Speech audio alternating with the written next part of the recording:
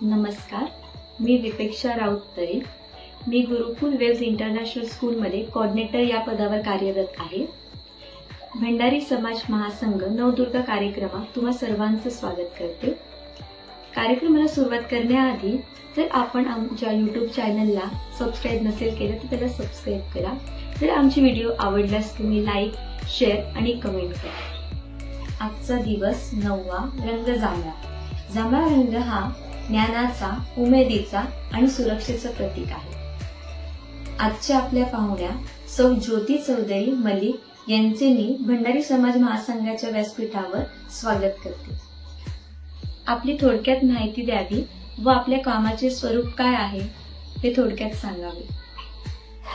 रंगरेषा, पोत आकार आणि छायाप्रकाशाचा सुंदर मेळ म्हणजे चित्रकला. नमस्कार, मी आर्टिस्ट ज्योती चौधरी मलिक, राहणार आकटण, वसई येथे. मी व्यवसायाने प्रोफेशनल फोटोग्राफर आहे. माझा देव मूव्हीज या नावाने वसई स्टेशन येथे प्रोफेशनल फोटो स्टुडिओ आहे आणि आर्ट मॅजिक या नावाने देवतलाव आकटण येथे आर्ट स्टुडिओ आहे. आणि या क्षेत्रामध्ये मी 3 दशकं काम करते आहे. या क्षेत्रात तुम्ही कसे पदार्पण केले व प्रयत्न केले त्याच्यासाठी व तुम्ही प्राप्त केलेले गोल्ड मेडल्स आणि विविध पुरस्कारांबद्दल थोडक्यात माहिती द्याल का? या क्षेत्रामध्ये मी गेली 30 वर्ष कार्यरत आहे. फोटोग्राफीच्या क्षेत्रामध्ये मी माझ्या पतींमुळे आली. माझे पती कुलदीप हे व्यवसायाने फोटोग्राफर आहेत. आमचा स्टुडिओ आहे आणि मी प्रथम त्यांच्याकडूनच या व्यवसायाचे शिक्षण घेतले. त्याच्यानंतर मी फोटोग्राफी आणि फोटोशॉप ह्याचा डिप्लोमा केला आणि त्याचे व्यावसायिक शिक्षण घेतले. आणि चित्रकलेचं म्हणाल तर मी असं काही तंत्रशुद्ध शिक्षण घेतलेलं नाही आहे, पण माझ्या नशिबाने मला बरेच चांगले चित्रकार गुरु म्हणून मिळाले आणि त्यांच्या मार्गदर्शनामुळे मी अनेक मोठ्या मोठ्या चित्रकला स्पर्धेत भाग घेतला आणि आता तर आंतरराष्ट्रीय चित्रकले स्पर्धेत सुद्धा मला गोल्ड मेडल मिळालं आहे. या क्षेत्रात तुम्ही प्रवेश केल्यानंतर महिला म्हणून तुम्हाला काही अडचणींना सामोरे जावे लागले का? काही विशेष प्रशिक्षण तुम्ही घेतली आहेत का? कुठलीही कला जेव्हा आपल्याला संपादन करायची असते तेव्हा त्याच्यात कौशल्य मिळवण्यासाठी मेहनत ही करावीच लागते. आणि कलेचं हे जे नातं असतं ते निसर्गाशी जसं असतं तसं कलाकाराचं आणि कलेचं नातं ही खूप जिव्हाळ्याचं असतं. त्यामुळे ह्या कलेमध्ये म्हणजे जर फोटोग्राफी असो किंवा चित्रकला असो, ह्याच्यामध्ये जेव्हा मी प्रोफेशनली काम करायला सुरुवात केली तर व्यक्ती तशा प्रवृत्ती, तसं प्रत्येक कामामध्ये आपल्याला अडचणी येतात किंवा आपल्याला नवीन गोष्टी शिकायला मिळतात, हा माझा अनुभव आहे. पण एक स्त्री म्हणून काम करताना खास ही गोष्ट मी सांगेन की जेव्हा मी प्रोफेशनल फोटोग्राफीसाठी आउटडोअरला, मग कुठला समारंभ असो किंवा कुठलं वेडिंग असो, ह्याच्यासाठी मी जेव्हा जाते तेव्हा तिथे काम करत असताना मला इतकं चांगलं मार्गदर्शन आणि सहकार्य मिळालं आहे, त्याच्यामुळे मला फार अडचणींना तोंड द्यावं लागलं नाही. कारण एक स्त्री म्हणून जेव्हा आपण काम करतो तेव्हा प्रत्येक क्षेत्रामध्ये आपल्याला मदत करणारेच लोक जास्त भेटतात, हा माझा तरी अनुभव आहे. त्याच्यामुळे मी सांगेन की नवीन मुलांनी, नवीन मुलींनी या क्षेत्रामध्ये यावं, काम करावं, नवीन गोष्टी जाणून घ्याव्यात आणि आपलं काम चांगलं होण्यासाठी नवीन नवीन गोष्टी शिकत जाव्यात. आपल्या कुटुंबियांकडून तुम्हाला कसे प्रोत्साहन मिळाले? हा प्रश्न फार महत्त्वाचा आहे, कारण प्रत्येक स्त्री जेव्हा तिचं करिअर करत असते तेव्हा तिला तिच्या कुटुंबाचं प्रोत्साहनाची जास्तीत जास्त गरज असते. आणि माझ्या फॅमिलीतच फोटोग्राफर आणि आर्टिस्ट असल्यामुळे मला तर सहकार्य फार छानच मिळालं. माझ्या सासर माहेरच्या दोन्ही कुटुंबांनी मला खूप छान प्रोत्साहन दिलं आणि वेळोवेळी मदतच केली. फोटोग्राफीचं म्हणाल तर माझे पती कुलदीप हे फोटोग्राफर असल्यामुळे त्यांनी मला या क्षेत्रात खूप साथ दिली आणि खूप प्रोत्साहन दिलं. तसंच आर्टमध्ये चित्रकलाच्या स्पर्धेत भाग घेण्यासाठी किंवा एक्झिबिशनमध्ये कला सादर करण्यासाठी माझी मुलगी तेजस्वी हिने मला खूप बहुमोलाचं प्रोत्साहन दिलं आणि ती प्रत्येक वेळी माझ्यासोबत असते. आपल्या क्षेत्रात प्रवेश करणाऱ्या नवीन पिढीसाठी एखादा सल्ला? या क्षेत्रात माझा अनुभव 3 दशकांचा असल्यामुळे मी नवीन मुलांना ही गोष्ट जरूर सांगेन की जर तुम्हाला या क्षेत्रामध्ये यायचं असेल तर या क्षेत्रामध्ये खूप स्पर्धा असते. त्या स्पर्धेला तोंड देण्याची ताकद पहिले आपल्यामध्ये हवी.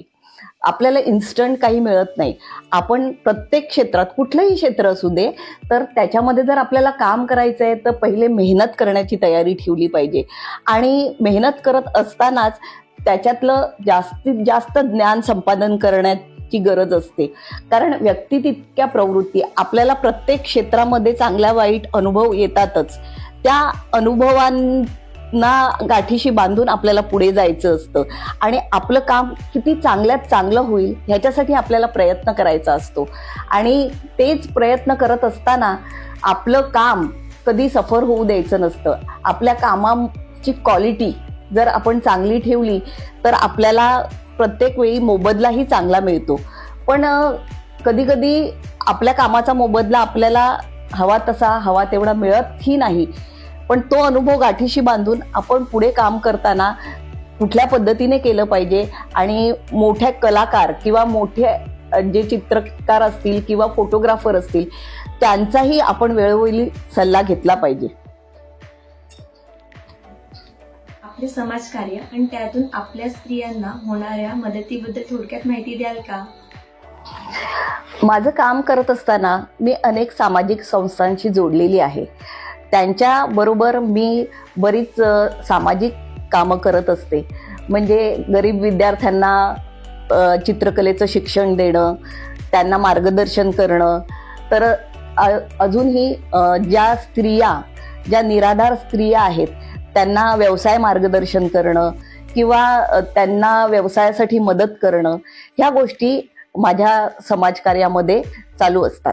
कला हे अभिव्यक्तीचे एक सुंदर रूप आहे आणि म्हणूनच आम्ही नवीन मुलांना प्रोत्साहन देण्यासाठी फोटोग्राफी शिबिर भरवतो. त्याच्यामध्ये फोटोग्राफीबद्दल माहिती देतो आणि हे आम्ही विनामूल्य करतो.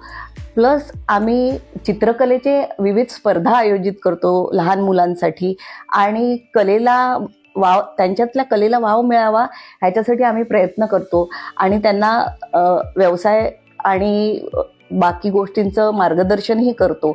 तर ह्या समाजोपयोगी कार्यामध्ये मला माझे भाऊ आणि माझे दीर ह्यांचं खूप मदत होते. समाज महासंघ आणि कार्य याबद्दल आपला अभिप्राय? आपल्या भंडारी समाजाच्या महासंघाच्या मदतीने मला आपल्या भंडारी समाजाच्यासाठी कार्य करण्याची इच्छा आहे आणि त्याच्यासाठी मला सौ ज्योती राऊत ह्या खूप मदत करत आहेत. त्यांचे मला ह्यावेळी खूप आभार मानावेसे वाटते.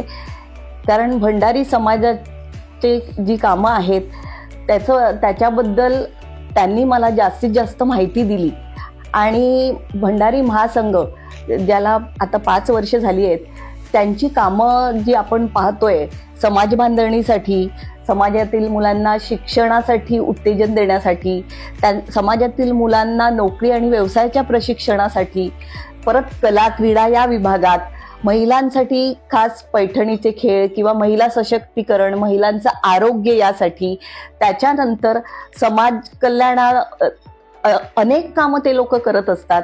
परत वधूवर मेळावा सारखे अनेक उपक्रम त्यांचे आहेत. तर मलाही त्यांच्यासोबत काम करण्याची इच्छा आहे आणि या सामाजिक बांधिलकी जी आपली आहे ही सगळ्यांनी ठेवून, सगळ्यांनी एकत्र येऊन समाज बांधवांनी काम करावं अशी मी इच्छा प्रकट करते. आपला भंडारी समाज हा महाराष्ट्र, कोकण, मुंबई आणि गोव्यापर्यंत पसरलेला आहे. आपला हा समाज खूप मोठा समाज आहे आणि ह्या समाजाची जी समाज बांधणी भंडारी समाज महासंघाने सुरू केलेली आहे त्याबद्दल त्यांचं कौतुकच आहे. आज ह्या इंटरव्ह्यूच्या निमित्ताने मला भंडारी समाज महासंघाचे खूप खूप आभार मानावेसे वाटतात, कारण त्यांचं कार्य हे खूप मोठं कार्य आहे आणि त्याचा मला एक हिस्सा बनता आला, यासाठी मी भंडारी महासंघाचे आभार मानते. धन्यवाद ज्योतिताई, तुम्ही तुमचा अमूल्य वेळ भंडारी समाज महासंघाला दिला त्याच्याबद्दल. सध्या नवरात्री सुरू आहे. देवीच्या या उत्सवात नवदुर्गा या कार्यक्रमात माझी मुलाखत घेतली त्याबद्दल विपेक्षा राऊत तुझेही खूप खूप धन्यवाद. आणि भंडारी महासंघाने मला ही संधी दिली त्याबद्दल त्यांचेही खूप खूप आभार. नमस्कार. जय भंडारी. भंडारी समाज महासंघ विविध उपक्रमे व स्पर्धा राबवत असतात, जसे की Facebook online beauty with brain ही स्पर्धा आयोजित केलेली. त्याच्यानंतर ज्योती राऊत मॅडमनी खेळ पैठणीचा हा कार्यक्रम वसई येथे राबवला होता आणि ह्या दोन्ही कार्यक्रमात मी पैठणी मिळवलेल्या विनर होऊन. आणि ह्या पैठण्या सुहागन साडी दादर, जे विनोद सरांचं आपलं दुकान आहे, तिकडनं स्पॉन्सर होत्या. आता वधूवर मेळावा सुद्धा लवकरच असणार आहे, त्याच्याबद्दलची माहिती तुम्हाला लवकरच कळेल. धन्यवाद. जय भंडारी.